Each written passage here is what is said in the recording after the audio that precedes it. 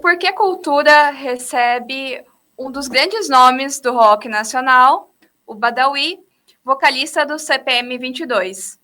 A banda já tem 30 anos de estrada, com muitos sucessos que marcaram gerações.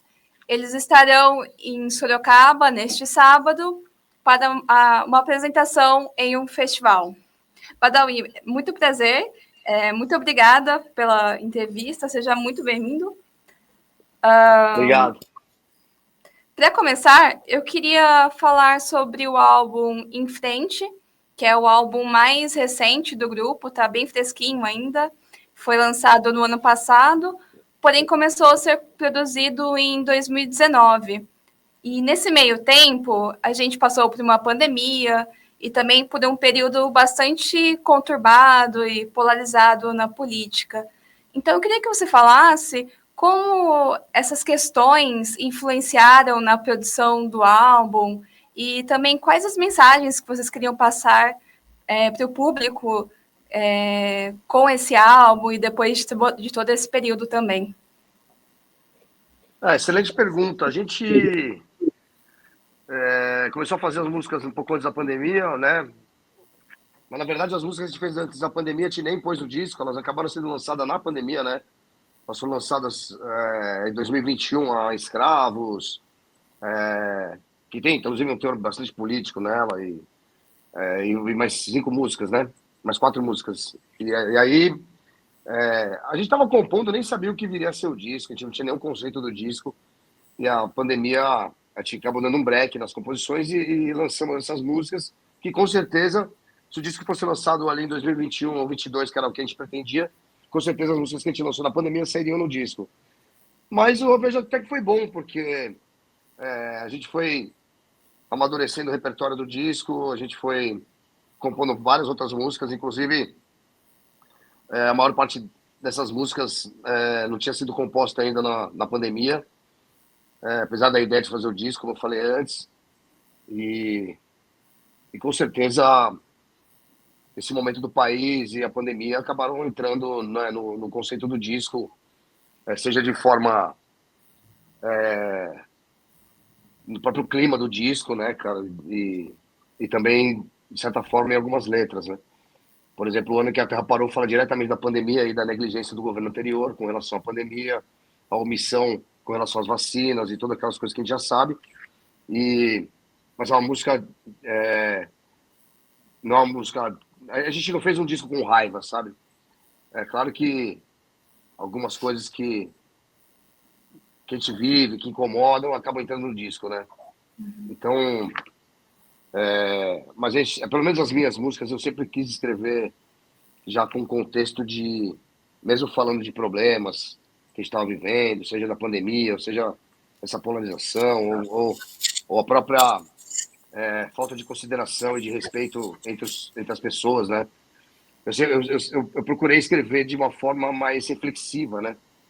Não muito de ficar alimentando ainda mais a raiva, o ódio. Eu queria muito mais escrever sobre por que a gente está vivendo isso, sabe? E, de repente, por que não podemos ser melhores do que isso, né? Enfim, mas as minhas músicas com certeza entraram todo esse clima dessa época aí que a gente viveu, seja lá Em Frente, seja na Onda que a Terra Parou, na Nunca Se Sabe, enfim, essas músicas elas gritam mais sobre essas coisas que a gente estava vivendo. Claro, tem a nossa forma de escrever com metáforas, com duplo sentido algumas vezes, mas algumas frases de algumas músicas você detecta claramente sobre o que está sendo falado, e coisas que a gente vive não tem como não acabar entrando no disco, né? Legal. Conforme a gente está conversando, né, e também eu tinha visto em uma entrevista, esse álbum, ele refletiu bastante do que você vinha sentindo nesse período, e também você disse que é uma coroação dessa nova formação do CPM, com a entrada ali do Daniel e do Ali. Como o público tem recebido essa nova fase do CPM 22? Olha, pode parecer uma frase feita ou até um clichê, mas eu acredito que seja a melhor fase que a banda está vivendo. Isso seja em relação ao nosso público, ao número de shows e o número e o fato de os shows estarem sempre cheios, lotados, né? Em qualquer cidade que a gente vai. Acho que é um bom momento, não só para o CPM22, mas todas as bandas da nossa geração aí estão vivendo bons momentos, né? Inclusive as que vão tocar no festival. Só artistas que estão vivendo momentos bons. Acho que o momento da pós-pandemia tem sido muito bom. O valor de mercado que a banda tem hoje é muito legal, assim, tá bem valorizada. Festivais, shows para públicos muito grandes, casas menores também, mas uma interação muito forte do público com a banda assim, no palco. Então, para mim, é o melhor momento que a banda está vivendo, e até internamente também, né? Claro que, assim, quando a gente fala a melhor fase, a gente não está falando que outras fases foram ruins, obviamente não. O que é bom também, né? Eu acho que 30 anos de banda, a gente está vivendo a melhor fase agora, nesse ano que a gente completa 30 anos. Depois de tantas mudanças de formação, mostra que a banda tem uma trajetória de muitas conquistas e de muitas coisas boas que a gente escolheu, né? Então, todas as formações tiveram momentos incríveis, mas quando eu digo melhor fase, é justamente por todas as diversidades, né? De você, tanto tempo, tantos anos de banda e já não sendo uma novidade faz tempo, mas sempre lançando coisas e fazendo bons shows, tendo presente em festivais importantes do país, e pelo feedback nas redes sociais. Então, eu acho que quando eu falo melhor fase, é uma junção de fatores, sem nenhum tipo de comparação com outras fases. Mas realmente esse disco coroou essa formação. Ele é um disco que, sonoricamente, né, ele é um disco que o estilo das músicas combinou muito com o estilo dos novos músicos que entraram, né? De músicas rápidas, com bastante viradas, tem algumas músicas mais técnicas, mais cadenciadas, dá para explorar bem o Daniel. E foi um disco que, apesar de eles terem gravado já as músicas da pandemia, as cinco músicas que a gente lançou, esse é um disco que eles compuseram as partes deles junto com a banda desde o zero, né? Então o Daniel, ele criou as linhas de bateria dele, as linhas de baixo o Ali também criou, assim como o Phil que fez seus solos. Então tem muito, não é só uma execução dos caras que entraram, tem sim muito a parte deles, a cara deles nos arranjos que eles fizeram em cada instrumento, né? Então é por isso que eu acho que coroou bem essa formação. Legal. E E falando o público tem gostado bastante do disco. O disco já bateu aí mais de 6 milhões de plays nas plataformas. Para uma banda de rock, isso é um número bem expressivo, né? Muito bem expressivo, considerando que não bateu nem um ano ainda do disco. Então, realmente está muito legal a fase. falando na trajetória do CPM, vocês completam, né, 30 anos de carreira em 2025, e nesse meio tempo tem um público fiel que acompanha a banda nessas 3 décadas. Mas vocês sentem a chegada das novas gerações também, ouvindo o som de vocês, indo aos shows? Vocês também sentem essa interação com essa nova geração? Eu sinto sim. Acho que tenho visto bastante gente jovem nos shows, muitos por conta dos pais, né? Pessoas que já colam no show há muito tempo, mas acho também o crescimento de shows internacionais de bandas da nossa geração que influenciaram. Também vejo que tem bandas que foram influenciadas por nós, né, da geração seguinte ali, tanto o Di Ferreiro, que vai tocar aí com a gente em Sorocaba, o Fresno, o Glória, essas bandas sempre citam o CPM22 como referência para eles, né, no começo da banda. Isso acaba atraindo um público mais jovem também, porque eles falam diretamente com os jovens.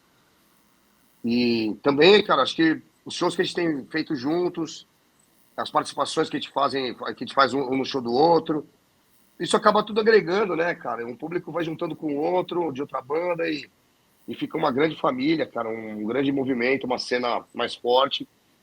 E acho que, como eu falei agora há pouco, o pós-pandemia tem sido muito bom para as bandas, sabe? Acho que para o show business no modo geral, né, e para as bandas de rock também. Eu vejo que tem todas as bandas fazendo muitos shows, galera indo aos shows, então tá muito legal a fase. Eu tenho visto de tudo, né, cara? O público mais velho, lá, 40 a mais, que é a nossa idade. E tem também ali entre os 35 aos 18, vai. Tenho visto bastante gente assim. Muito bom isso, né? Acho que esse é o fato que a gente considera muito importante para a gente completar 30 anos de banda, por exemplo. Sem a renovação do público é impossível se completar tanto tempo de banda, sabe? Sem ter esse contato com as novas gerações, essa vinda, né?